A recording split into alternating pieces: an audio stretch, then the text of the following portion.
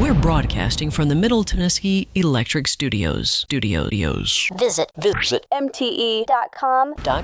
Middle Tennessee Electric, serving to make life better since 1936. This is the WGNS Action Line. Talking with Rutherford County newsmakers since 1947. This is the WGNS Action Line. Now, your host, Scott Walker.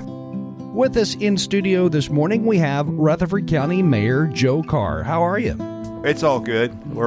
It's all excellent, as a matter of fact. You have had an eventful last few days, haven't you? The last 2 weeks have been a lot of fun. So, yeah. Explain what occurred. What took place? So this is great. Since November 10th, it's been a fun-filled almost 2.5 weeks. So we did our T-Bones in Politics event on November 10th out at Smyrna. We had Marsha Blackburn, Tim Burchett, and Glenn Jacobs out. Had a little 700-800 people. It was a great event. And then that same day, I mean, not coincidentally, somebody decides to drop an ethics complaint on me. So we have that going. Then the very next day, Scott, which is what you're talking about, which was Veterans Day, I went up here to the square to the Veterans Ceremony, which I try to do every year. And God bless our veterans. We wouldn't be here talking like this if it weren't to them. But in any event, so after that ceremony, I decided, I went back out to the farm because it was a day off, and I told my son Joe, I said, let's take a couple of the younger horses on a training ride. And so Joe Jr. and I have 11 walking horses that we train and break for pleasure and trail. It's just a hobby. We don't sell them out of the courthouse. Just if anybody's asking, with the honey. We do. Yeah, with the honey. We don't. We just sell the honey out of the courthouse, right, Scott? Anyway, but we took a couple of the horses out, and it's called a desensitization ride. And what it is, you're trying to expose the horses to things that they might run into on the trail, so they can experience some under saddle with an experienced rider, so they don't spook or bolt under another rider. And so it's just part of breaking a young horse. Everything's going great. We drop down into a creek, ride the creek, which is, getting them used to riding in water, come up out of the creek. For whatever reason, my horse spooks, which is good. You want him to spook because you want to get back control, and then you want to go through that desensitization process. The problem this time was I did not have the girt strap on the saddle tight. The saddle slipped off to the right. That spooked her even more. She took off. She bucked me off, and I broke 9 ribs, lacerated my liver, and a punctured, partially collapsed lung. At least you came off the horse. I came off the horse. If that's a consolation prize, Scott, thank you. Well, laughing hurts, by the way. I remember one time I was on horseback and the saddle wasn't on tight, and I slid to the side, but my foot got hung in the stirrup. Yeah. And so I went a few, 50 feet or so, and that doesn't feel good either. No, and at 67, I don't bounce like I used to. And let me just say this, I have been thrown before. This is part and parcel to having horses. But at 67, I obviously don't bounce like I used to. But moreover, this was completely rider error, because it must have been the Holy Spirit or something, Scott, because we're riding through the gate and the voice inside me says, you need to dismount and tighten this girt strap. And I go, nah, it's going to be all right. I'm not going to get that. It'll be okay. I mean, I'm telling you, listen to the voice inside your head when it tells you to tighten the girt strap. But I didn't do it. And the ethics complaint, which was filed, I guess, the day before. Yeah, and not coincidentally, the day of T-Bones. I love the drama of politics, man. There are no coincidences in politics. Did you get phone call, or did you go back and listen to messages after you got out of the hospital that people were saying, you faked this whole thing, and, so forth? You know what? I did have a couple of people say that I faked it, which was kind of funny given the fact that I haven't slept in 2 weeks. But, I mean, if I'm going to fake something, I'm not going to fake this, boss. And I'll be glad to show people the x-rays. But I'll tell you something, all kidding aside, and it's good that we can laugh about it, because we don't want to take ourselves too seriously. But I believe if I can get, at the risk of getting a little bit too philosophical, I do believe that when life presents a hardship, a challenge, a difficulty, a problem, maybe a setback, there's an opportunity there. There's an opportunity there for us to grow personally and examine ourselves and find out how we can be better, do better, and be a better person, a better mayor, a better father, a better husband. And so I'm laying in the hospital bed Wednesday night, racked with pain, and I can't move. You can't sleep, and you're miserable, and you're laying there in the dark. And the thought occurs to me. You say, and you go. I said, Lord, I said, you know what?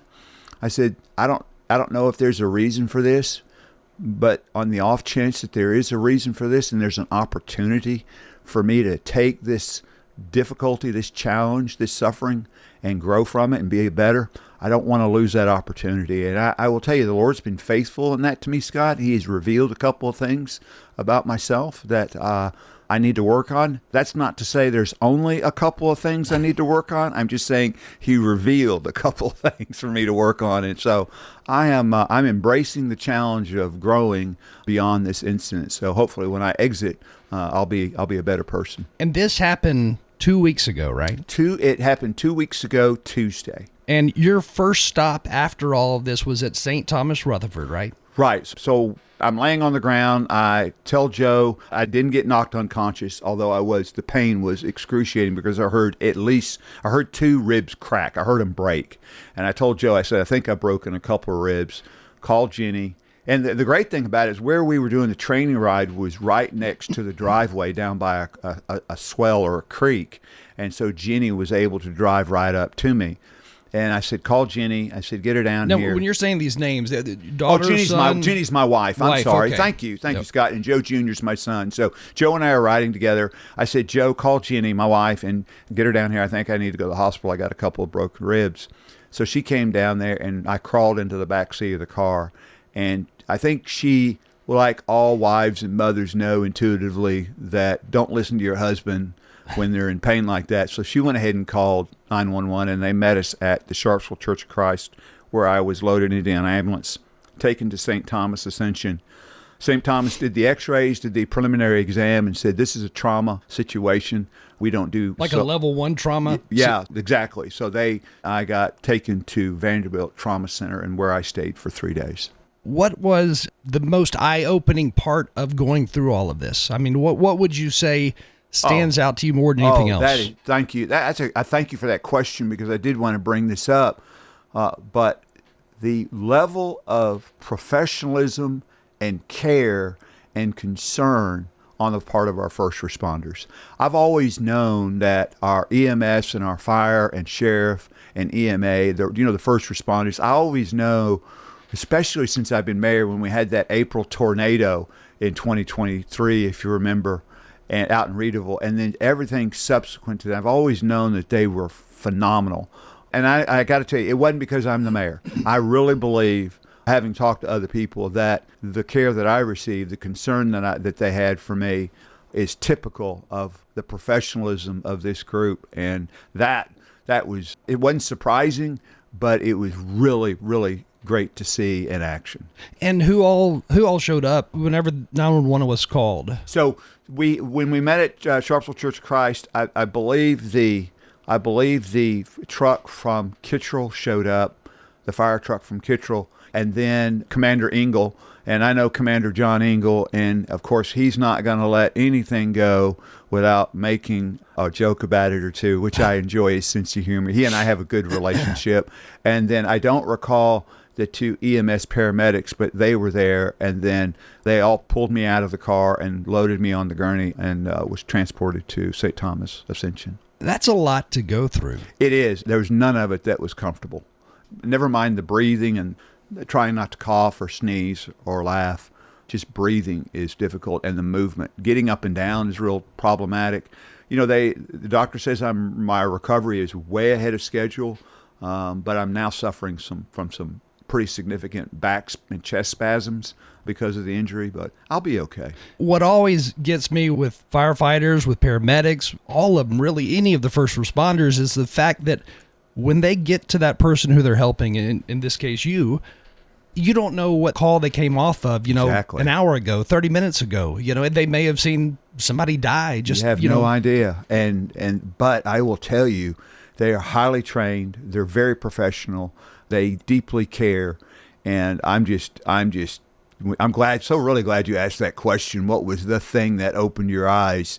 Well, my eyes were already open, but they are just now wide open as to the level of care and professionalism. And it goes to show that our investment, Scott, into these public safety buildings, our investment in infrastructure that includes additional EMS stations, our investment into these kinds of services matter in the everyday lives of the people that we're committed to serve in Rutherford County, and we're going to continue to do that. And what time of day was it when you had the accident? About 3:30 in the afternoon. Okay. Yeah, 3:30 in the afternoon. From the way you describe it and everything, you didn't realize how bad it was until what, the next day, 2 days later? When did you realize? So they told me when they took me in at St. Thomas Ascension, they said, you've got 9 broken ribs, and it appears you lacerated your liver, and you've got a punctured, partially collapsed lung. And they said, because of that, we're unsure about what additional organ damage you may have, so we're taking you to Vanderbilt. It wasn't until the next day that they came in, and what was funny, well, not funny, strange, is the next day, the Wednesday morning, they come in, and physical therapy comes in and says, okay, we need to get you up on the side. We need to get you sitting up on the side of your bed. I said, great, help me up. And they said, no, we're not going to help you up. I said, all right, if you're going to be that way about it, I'll help my own damn self up. And I thought I was going to die. And the pain, I almost passed out from the pain, but I pushed through it, and I sat up on the side of the bed, and as soon as I did that, my heart rate dropped down to 29. Wow. Yes. And they go, time out. We got another issue, because I was getting real nauseous, and I threw up.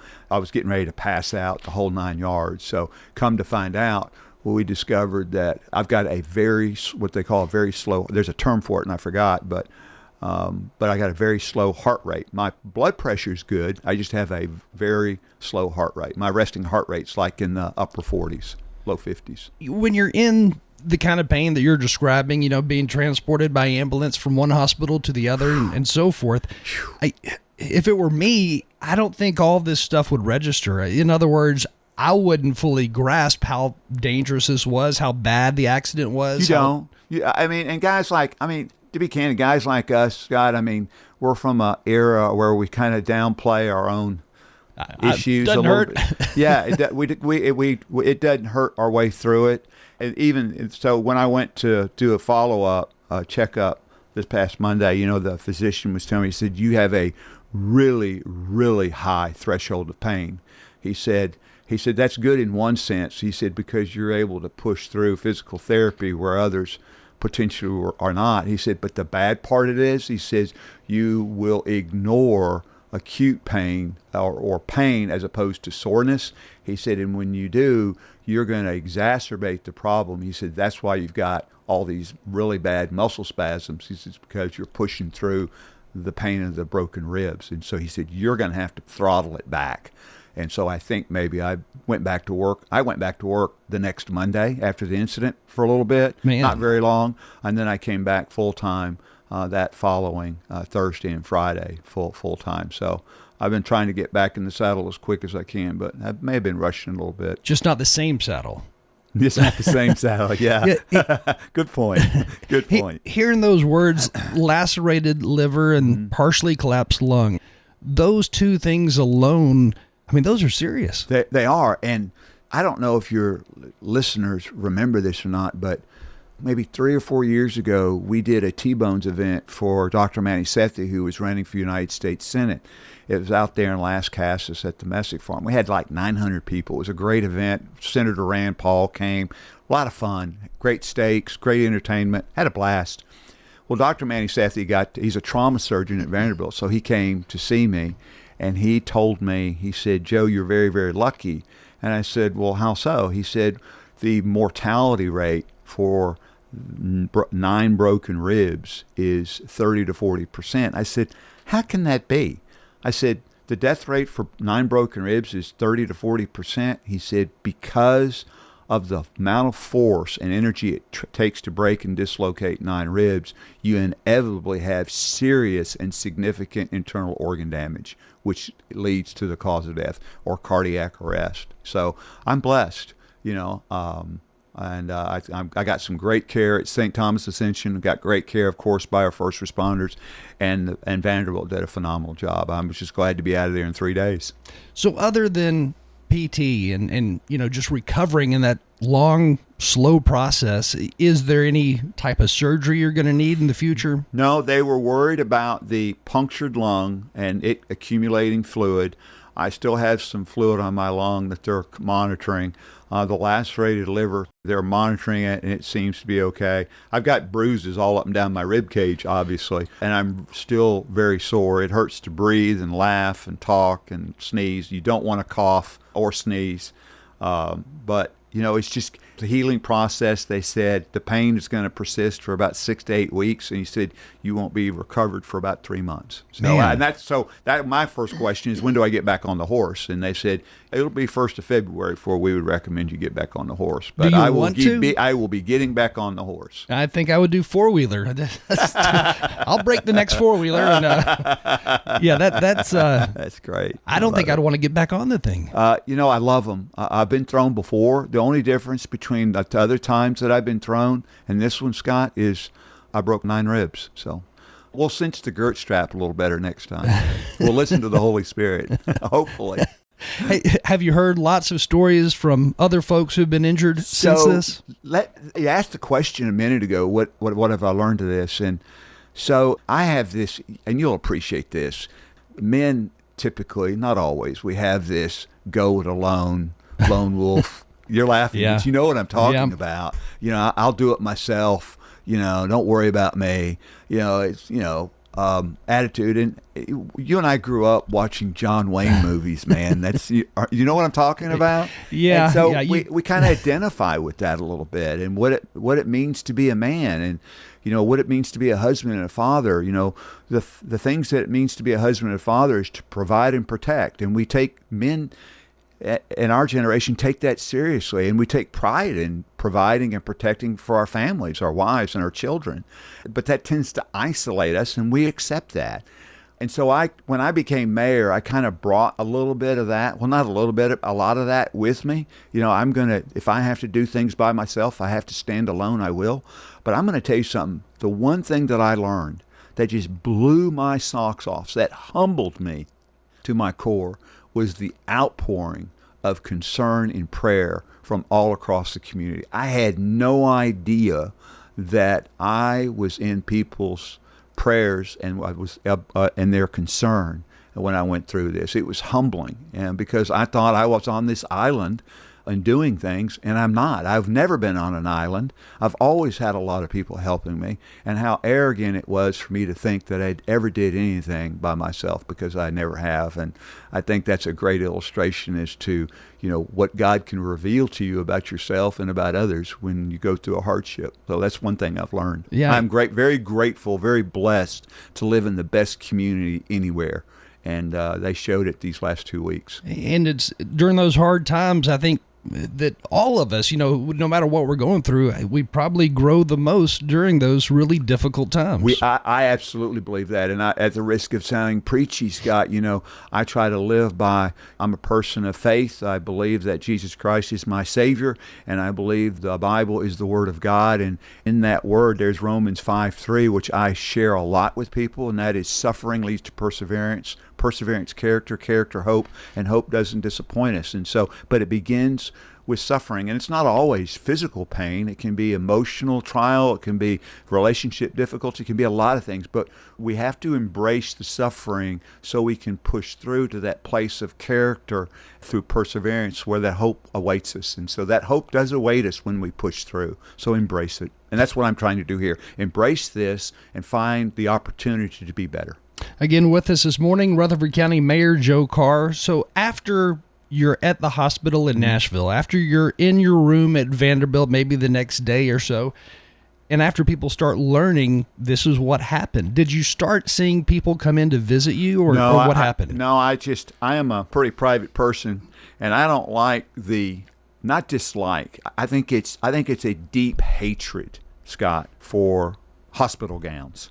It's like Who it's doesn't, on, you it's know? on like my top 10 hate list, right? I don't know that many hospital gown models out there. They're just not. I don't like them. I don't know what purpose they serve.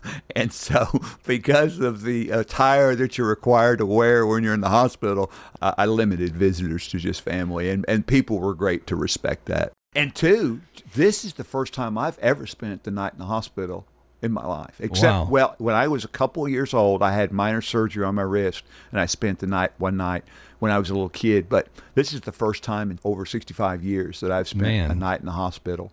And I just don't do it, and I had to do it this time, and I probably wasn't the best of patients. Whenever you're at the hospital, you have that option to check whether or not you want to be listed in the hospital directory or whatever you call that, so that folks can know, if I call, I'm going to ask for Joe Carr, and they'll put me to his room. Well, Right. if you're not in the directory, they don't do that. So I didn't find this out till later.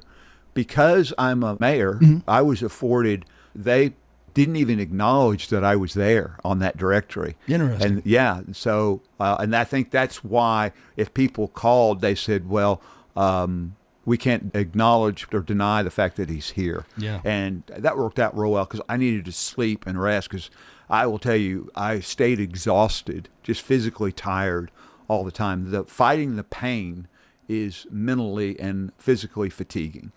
Your wife, because she knows you well, did she play way that? too well? She knew, Listening too, I'm sure. Did she play that role of, kind of being the guard of your room so that folks don't just enter? Oh your yeah, place? oh yeah. So she and Maddie, my daughter, and my son Joe Jr., they were kind of like the gatekeepers, and so and I spent a lot of time just trying to stay in the Word and reflect on the purpose, and if there was a purpose, making sure I didn't miss it. It went by pretty fast, but they wanted me to stay through the weekend, and I was insistent that I was going to get out on Friday, and because they said your lung is a concern for us, the punctured lung is a concern. He said, but we want to make sure we're monitoring the pain. And I said, well, get me off the IVs ASAP, get me on the oral meds so I can transition because I'm leaving Friday. Yeah. I said, I'm just telling you, my exit strategy is Friday. And they honored that, and it's worked out well, and because I can be in pain at home just as well as I can be in pain in the hospital. Yeah, that's very true. So. But as far as that recovery process and doing PT and all that stuff that's going to be really exciting, did you already start doing that recovery, that physical therapy? Yeah. Yeah. So when I sat up on the side of the bed, as I was talking about, and my blood pressure, my heart rate dropped down to 29, I shared that with you. They got real concerned, so they put a heart monitor on me because they wanted to find out what that issue was. That was a separate issue, but it was an issue that was creating an obstacle to my physical therapy. So they needed to kind of get their arms around that. So the next day, I forced myself to take a walk around the block. So that next day, I had taken 2 walks around the block. That evening, they didn't know it, but I took a shower by myself. I didn't ask them to take it. I just disconnected everything and took a shower, and don't need that wire. Don't need that wire. That one's not working. That kind of thing. And it worked out fine because I wanted to find out what my new normal was going to be. Yeah. And before I left the hospital, and so God is great. He's good. I had great care. I had a lot of prayer. I wouldn't have gotten to this place of recovery without the concern and prayer. And I'm just humbled by all the people who showed concern. Truly am. I had no idea. Do you think this changed your life, maybe the speed of your life, or maybe the direction of your life in some way? So, boy, you are asking great questions this morning. So one of the questions that I had for Dr. Sethi and Dr. Patel, Jenny and I had read a few months ago, Jenny, my wife, when somebody over 65 falls and has a significant fracture of some kinds, they have a 1 in 3 chance of passing away within a year because of the fall. What happens as a result of the fall? It's not the fall itself, it's the result of the fall. And we had been reading some information that when somebody gets to their 70s, their health just falls off a cliff. Jenny and I had been reading about this, and we'd been concerned about it. And so I told the doctors, I said, my biggest concern is I don't want these 9 broken ribs to be a defining moment for my health for the rest of my life. So how do I move through this without it being a defining moment? Does that make sense? Yeah. And so the PT has been structured around making sure that not only do I return to the same level of health that I was prior, but maybe I can return to a better level of health, because I just don't want this to be that defining moment that it is for so many people. I mean, Scott, we're no spring chickens anymore, boss. That's what I heard. Yeah. Well, the rumor's true. It's not just a rumor. And so we have to do things a little bit differently. It's during these types of trials and things that happen to us. We don't want them to happen, but they happen to us. But it's during these moments, I think, where we learn that our wife knows us much better than we realized. And better than we know ourselves. And that's why I brought up, did she stand guard at the hospital room not to let people in? Because she knew you wouldn't want it, you know? Yeah, exactly. She knew what I needed to get better. It wasn't a reflection on, did I not want to see anybody? I wanted to focus on getting out of there. And when you're in that kind of pain, it's tiring to have people visit and fight the pain, both the physical and the mental part of that pain. The pain of 9 broken ribs is unlike anything I've experienced before. And the debilitating part of it now is I'm not sleeping. I cannot get a good night's sleep. So I kind of walk through my days like a zombie a little bit. But I'll be all right. Again, they say no hill for a stepper. Pain is an interesting thing. I don't think I've been in that type of pain, what you're describing, but I know people who have. And the way they talk about that pain and that suffering when they're going through that, pain changes everything. I mean, it changes. You can't think straight. You can't. And so that's why you need people around you to go, okay, like my staff, they have said, Mayor, what we're going to do, Rachel and Carla in the office and Eric, my chief of staff, he said, come in on Monday. We're going to load you up in the morning, and then we're going to keep the afternoons free to find out how you're doing. So if you need to go home and rest, you can, or you can finish out the day. And so we're playing it by ear like that, so I don't push myself too much, because, again, I have a tendency to do that, and then that's going to create more setbacks. So being a macho man, Scott, is not going to serve me or the county very well. So I need to kind of listen to my body a little bit. I guess it's during things like this, what you're going through, that you're able to kind of reflect and maybe even look back on old friendships or family members even, and say, you know, I didn't understand, maybe it was cancer they were going through. I didn't understand it at the time. I didn't know what kind of pain you were in or suffering from, but I kind of get it now. I do. And I cannot emphasize enough that if you're going through a trial, a tribulation, or you're suffering, 2 things. Don't do it alone, because you're not alone. You're never alone. Even to think that you are alone is a lie from hell. I'm telling you straight from the pit. And number 2, there is a great opportunity waiting for you as you go through this difficulty. I believe that with all my heart and soul. There's something greater for us if we will embrace it, embrace the idea that you don't have to travel this road alone, whatever it is. Once you fully heal, what do you think that first thing that you're going to be doing is going to be? Oh, that is like such a no-brainer. I'm getting back on the horse, Scott. The horse aside, that part of it aside. I'm getting back in the saddle. You bet I am. On the government side of things, what's the first thing that you're going to want to address? Because this is a life changer. So, yeah. And so the great thing about, another thing that I learned is that I have great staff.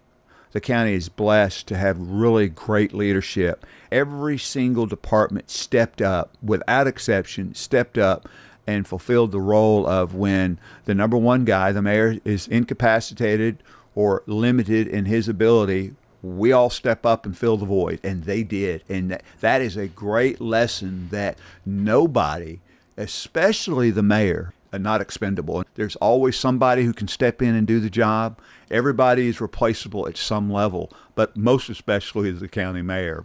The staff did a phenomenal job stepping in, and they still do. They're great. They're phenomenal. Your accident occurred at kind of a time of growth as far as emergency services go, because it happened. The 911 fee that people pay whenever they buy a cell phone, they pay it each month, that goes up at the start of next year. See, I didn't know that. Which will help pay to further the I'll technology. pay my share and some others too. How about that? But it's interesting at what point this happened, because then also you have the Plainview Fire Department in Rutherford County. I mean, that officially opened and growing now. I was out there Sunday for the flag raising. So I mean, all these things are happening as you have an emergency. Yeah, and I think we take for granted the work and the professionalism and the training of our first responders, fire, EMS, law enforcement, sheriff's department, and the way the county and the cities work together on responding to these crises that occur in everybody's lives on a daily basis. It's phenomenal that the county, this is the fourth largest county in the state now, almost 400,000 people.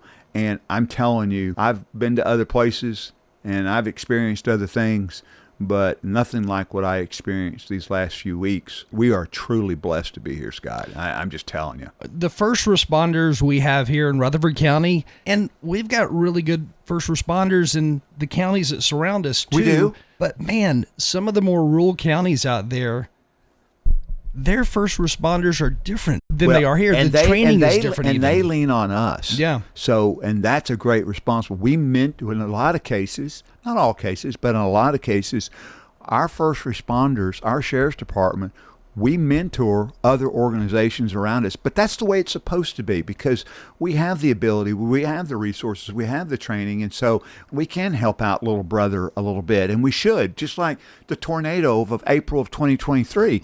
That was predominantly a Cannon County tornado, but we walked over there and said, you know what, Cannon County, we're just going to temporarily move the county line 1 mile due east, and we'll take care of this. TDEC and the federal government said, that's great, take care of it, and we got reimbursed, and everything worked out great. But that's very typical of our response and the cooperation our law enforcement and our first responders have with surrounding counties and cities when they need our assistance. We're there. You know, it wasn't too long ago that Rutherford County didn't have a full-time Rutherford County Fire Department. You know, No. I mean, that really wasn't that long ago. This is Mayor Burgess's idea, and of course Chief Farley was still is the first chief, and he's doing a great job.